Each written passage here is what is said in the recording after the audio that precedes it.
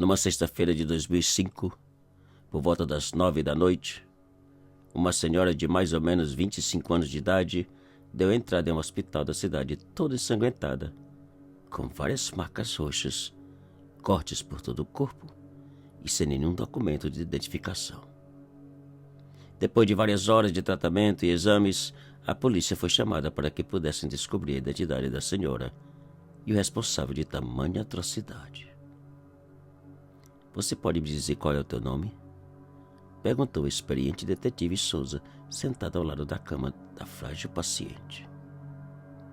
"Ana Maria Magalhães", respondeu a senhora com uma voz trêmula e fraca.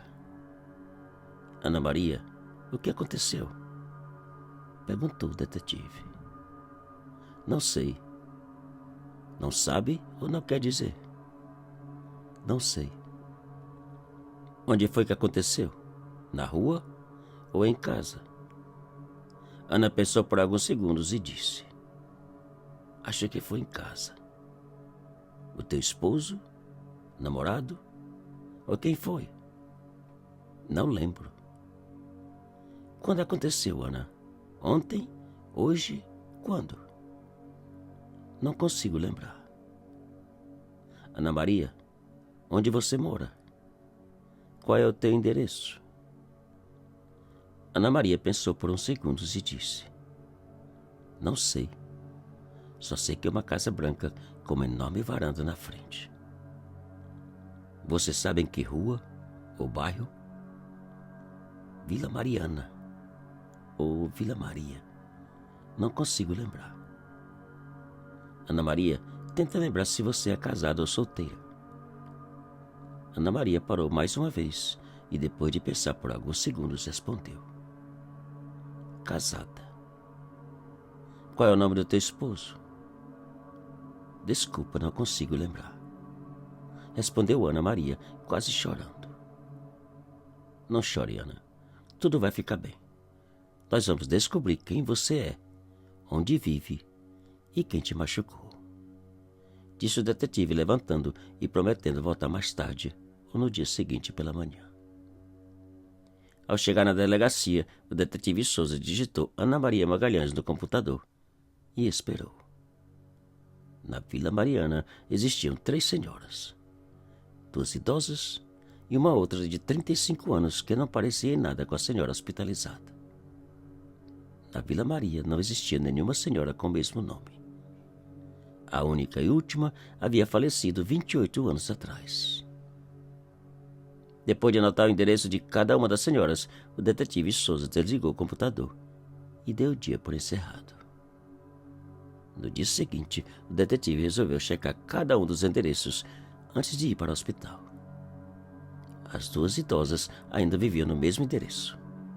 A outra senhora de 35 anos havia mudado.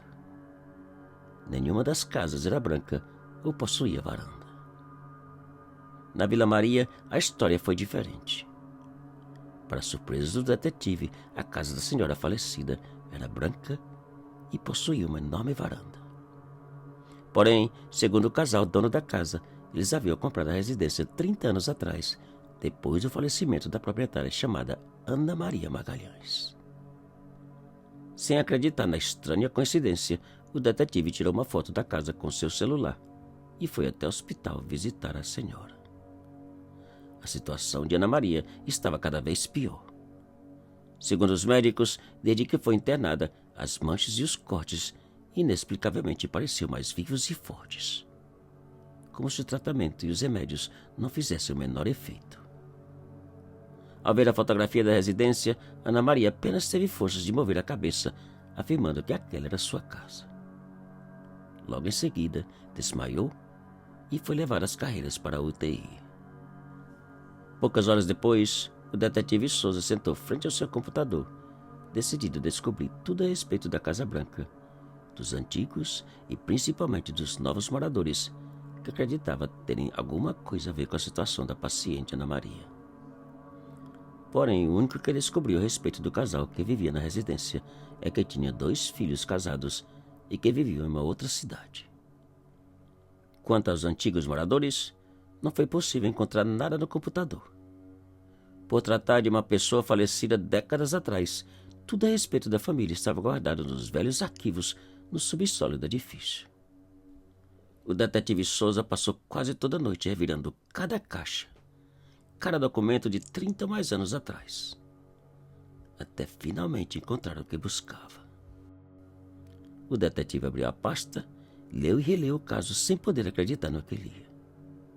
Segundo o documento, a senhora Ana Maria Magalhães, 25 anos, foi espancada, esfaqueada e assassinada pelo esposo 28 anos atrás, naquela mesma casa branca com varanda. Mas o que mais impressionou o detetive Souza foi a fotografia da vítima anexada ao processo. A semelhança entre Ana Maria Magalhães da foto e a do hospital era mais que significante. Pareciam irmãs gêmeas. Apesar de ser um homem prático e acreditar em coisas reais e palpáveis, dada a sua profissão, a primeira coisa que veio na mente do detetive foi uma possível reencarnação. Mas seria aquilo realmente possível? E caso fosse, qual seria o propósito? Sofrer tudo uma segunda vez? Naquela mesma manhã, um outro casal apareceu na delegacia, comunicando o desaparecimento da única filha chamada Antonieta. Antonieta era, sem dúvida, a paciente Ana Maria Magalhães, que infelizmente faleceu 2 dias depois.